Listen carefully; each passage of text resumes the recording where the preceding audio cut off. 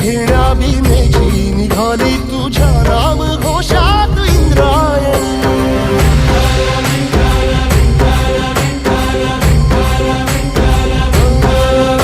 भिडे आसमंती ध्वजा वैष्णवांची उभी पंढरी आज नानावली. तुझे नाव ओठी तुझे रूप ध्यानी जीवाला तुझी आस गाला गली. जरी बाप साऱ्या जगाचा परी तू आम्हाले करांची विठू